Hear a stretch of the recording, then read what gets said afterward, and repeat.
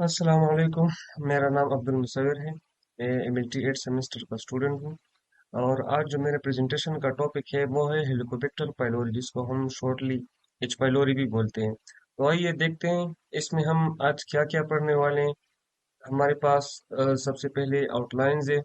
इसमें हम पढ़ेंगे इंट्रोडक्शन, एपिडेमियोलॉजी एंड हिस्ट्री पढ़ेंगे, transmission, pathogenesis and virulence factors, और इसके अलावा क्लिनिकल मैनिफेस्टेशंस देखेंगे, डायग्नोसिस देखेंगे कि कैसे इसको ट्रीट किया जाए, ट्रीटमेंट स्ट्रेटजीज देखेंगे, प्रिवेंशन एंड कंट्रोल को देखा जाएगा, और आखिर में कंक्लूजन को देखा जाएगा। तो आइए शुरू करते हैं इंट्रोडक्शन से। इसकी डिफिनीशन क्या है हेलिकोबैक्टर पाइलोरी की? एक ये Helicobacter pylori is a gram negative spiral shaped bacterium found in the stomach. ये हेलिकोबैक्टर पाइलोरी हमारे साथ ग्राम नेगेटिव बैक्टीरिया है जो कि स्पाइरल शेप है। स्पाइरल शेप का मतलब कि ये एक टिन किस्म का एलोंगेटेड फ्लेक्सिबल बैक्टीरिया होता है जो कि अमूमन स्टोमक में पाया जाता है। इसके सिग्निफिकेंस देखते हैं। It is associated with various gastrointestinal diseases including peptic ulcer, chronic gastritis and gastric cancer.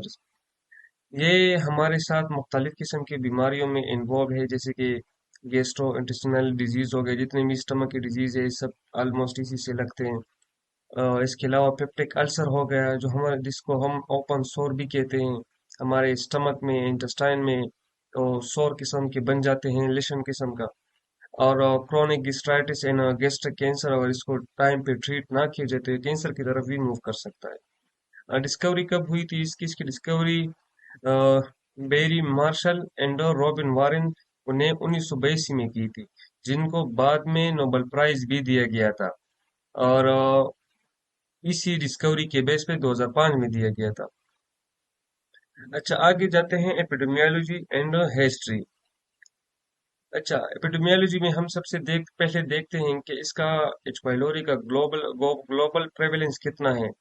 ये तकरीबन approximately 50% of all over the world population is infected with H pylori with higher rates in developing countries. मतलब इससे पता चलता है कि जितनी भी डेवलपिंग कंट्रीज है, जैसे कि पाकिस्तान हो गया, बांग्लादेश हो गया, या इंडिया हो गया, अफगानिस्तान हो गया, जितनी भी डेवलपिंग कंट्रीज है उसमें इसका रेट बहुत ज्यादा है अमूमन जो कि डेवलप्ड कंट्री है।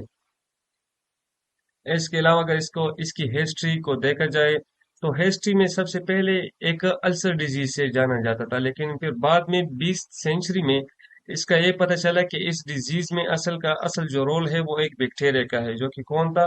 ये एच पाइलोरी बैक्टीरिया था। और as in demographics, infection often occurs in childhood and remains throughout the life if not treated.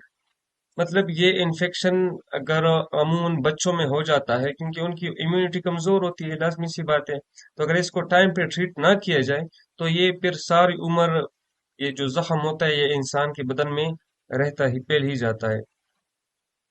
Transmission पे आते हैं कि ट्रांसमिट कैसे होता है। नॉर्मली हमारे साथ ये प्राइमरी ट्रांसमिट थ्रू ओरल और फीको ओरल रूट। मतलब या तो मुंह के जरिए ट्रांसमिट हो सकता है या फीको ओरल रूट। मतलब अगर हमारे फीसेज या एक इन्फेक्टेड बंदे की फीसेज किसी ऐसी जगह पानी या खुराक की चीजों के साथ मिक्स हो जाए, वो कोई नॉर्मल बंदा खा ले, तो उससे भी ये ट्रांसमिट हो सकता है। रिस्क फैक्टर इसके क्या है कि poor sanitation, crowded living conditions and family history of infected area. मतलब सारा सफाई का कह ले कि बंदा अच्छे से सफाई कर ले, खाने के लिए हाथ वगैरह धोए, तो इंशाल्लाह ये मसले नहीं होंगे। इन्वायरमेंट सर्वाइवल ये कहाँ पे पाया जाता है ज्यादा? ये अमूमन हमारे साथ कंटेमिनेटेड वाटर जो होता है, ये जो फूड सोर्सेज हैं, तो वहाँ पर इसकी इसकी रिजर्वायर ज्यादा पाए जाते हैं, तो हम इन चीजों से दूर रहना चाहिए हमें थोड़ा। Pathogenesis and virulence factor. अच्छा, colonization ये मल्टीप्लाई कैसे होता है, ग्रोथ कैसे करता है? H. pylori colonize the stomach lining, surviving the acidic environment by producing urease which neutralizes stomach acid। अच्छा, H. pylori जो है ये मल्टीप्लाई हो कैसे होता है, ग्रोथ कैसे करता है?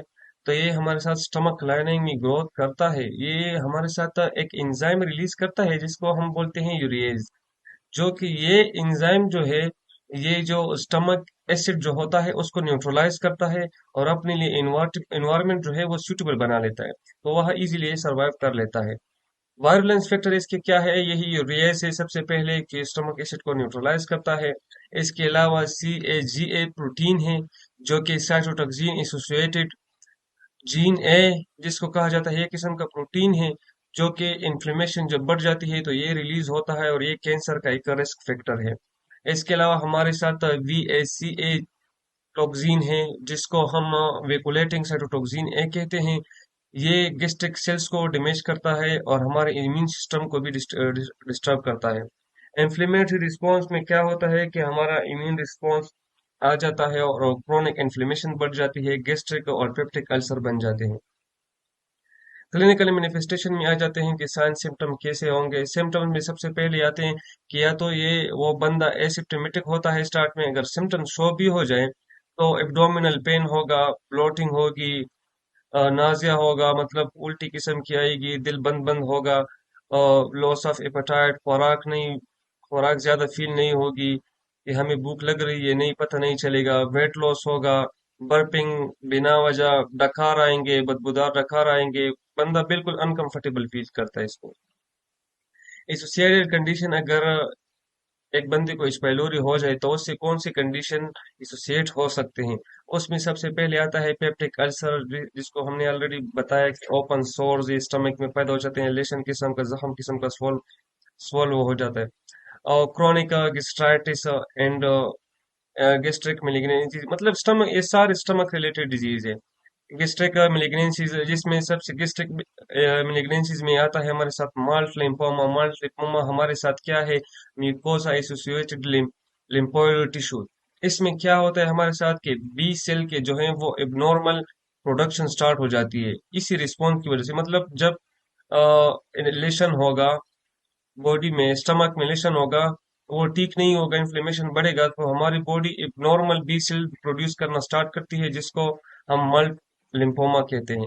इसके अलावा एडिनो कार्सिनोमा है, इसमें क्या होता है कि हमारी बॉडी के ऑर्गन्स फ्लूइड प्रोड्यूस करने लग जाती है, जैसे म्यूकस हो गया या डाइजेस्टिव जूसेस हो गए, अदर फ्लूइड्स वो प्रोड्यूस करने लग जाती है जो कि एक किस्म का कैंसर है जिसे हम एडिनो कार्सिनोमा कहते हैं। कॉम्प्लिकेशन में क्या आता है कि untreated infection can lead to severe complication including bleeding, ulcer, tarry stools, vomiting blood, anaemia and stomach cancer.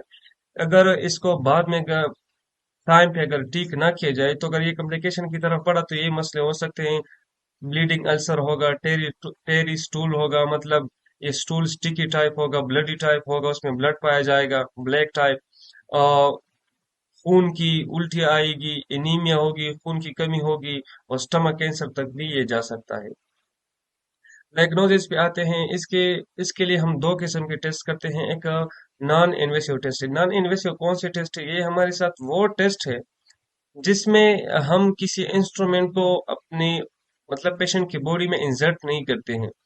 तो सबसे पहले इसमें आता है यूरिया ब्रेथ टेस्ट। इसमें क्या होता है कि एक यूरिया का सोल्यूशन होता है जिसमें जो पेशेंट होता है उसमें वो अपना कार्बन डाइऑक्साइड छोड़ता है, जिसमें फिर पता चलता है कि इस बंदे के कार्बन डाइऑक्साइड में यूरिया है या नहीं है। Stool antigen test is stool antigen test में हम क्या करते हैं कि पेशेंट की फीसिस में हम देखते हैं कि इसमें एच पाइलोरी डिटेक्ट होती है या नहीं, उसके खिलाफ एंटीजन मौजूद है कि नहीं है। Invasive test non invasive test के अपोजिट है कि इसमें मतलब हम कोई इंस्ट्रूमेंट, मेडिकल इंस्ट्रूमेंट पेशेंट की बॉडी में इंसर्ट करेंगे। इसमें सबसे पहले आता है एंडोस्कोपी एंड बायोप्सी। एंडोस्कोपी क्या होता है कि इसमें एक टाइनी कैमरा होता है जिसके जो हम अपने उसकी पेशेंट की बॉडी के अंदर लेके जाएंगे और उस कैमरे के जरिए से इन्फेक्टेड एरिया से हम बायोप्सी करते हैं और फिर उसको बाद में हिस्टोलॉजी माइक्रोस्कोप के जरिए उसकी एग्जामिनेशन करते हैं, बायोप्सी उसी बायोप्सी की करते हैं कि इन्फेक्शन कौन सा है और इसका मसला क्या है। इसके अलावा रैपिड यूरिएज टेस्ट है। इस टेस्ट में हम क्या करते हैं, हम इस टेस्ट में यूरिएज को डिटेक्ट करते हैं। यूरिएज डिटेक्ट करने के लिए जो बायोप्सी हम लेते हैं उसी में हम यूरिएज को डिटेक्ट करते हैं। इसके अलावा ट्रीटमेंट स्ट्रेटजीज पे आते हैं। ये एक स्ट्रेटजी है, 14 दिन का कोर्स है जिसमें combination of proton pump inhibitor है जिसको हम PPI कहते हैं, और 2 एंटीबायोटिक्स है जिसमें क्लेथ्रोमाइसिन है और एमोक्सिसिलिन है, या हम नेडिजोल भी दे सकते हैं। या इसके अलावा अगर एक बंदा रेजिस्टेंट शो कर रहा है किसी एंटीबायोटिक को, तो उसके लिए हम ये पीपीआई जो हो गया, बिस्मुथ सबसिलिसेट है, और दो और एंटीबायोटिक्स है, मेट्रोनिडाजोल है, और टेट्रासाइक्लिन है, ये हम दे सकते हैं। इन केस अगर एक बंदा रेजिस्टेंस शो करता है, तो हम उसके लिए सबसे पहले डिफरेंट ट्रीटमेंट प्लान करेंगे, उसके लिए टेस्ट करेंगे, और जो सूटेबल मतलब जो ड्रग उसको रेजिस्टेंस शो नहीं करेगी, हम फिर वही ड्रग उसको दे देंगे। प्रिवेंशन एंड कंट्रोल पे आते हैं। सैनिटेशन है, कि मतलब खाना खाने से पहले बंदा अच्छी तरह हाथ धोए, कड़ा पानी ना पिए, जो भी खुराक का करे उसको अच्छी तरह से धोए, बॉईल करे, ताकि ये बैक्टीरिया वायरस का खतरा ना हो।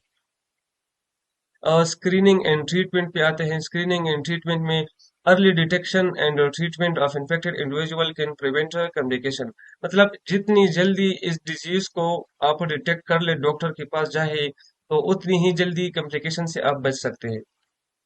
वैक्सीनेशन पे आते हैं। अभी तक रिसर्च शुरू है, लेकिन इसके लिए करंटली कोई भी वैक्सीन अवेलेबल नहीं है अभी तक। अच्छा, कंक्लूजन पे आते हैं। इम्पोर्टेंस क्या है एच पाइलोरी की? इम्पोर्टेंस यही है कि H pylori overall the globe, तकरीबन 50% ओवरऑल द ग्लोब ये फैला हुआ है, और इसका रिस्क फैक्टर जो है वो हर जगह फैला हुआ है। जितने 50% लोगों में ये गैस्ट्रोनल इंटेस्टिनल डिजीज जो है वो पाई जाती है। चैलेंजेस क्या है आजकल के दौर के लिए, कि जो पेशेंट एंटीबायोटिक रेजिस्टेंस है, उसके लिए इफेक्टिव ट्रीटमेंट लाई जाए, और उसके लिए प्रिवेंशन स्ट्रेटजीज जो है वो इख्तियार की जाए। फ्यूचर डायरेक्शन क्या होनी चाहिए? फ्यूचर डायरेक्शन यही होनी चाहिए कि मजीद इस पर रिसर्च किया जाए, वैक्सीन तैयार की जाए, और इसके लिए बेस्ट जो ट्रीटमेंट है वो तैयार किया जाए, ताकि लोग इससे बच सके, इस मसले से। थैंक यू, ये था मेरा प्रेजेंटेशन। आप सबका बहुत शुक्रिया। Thank you.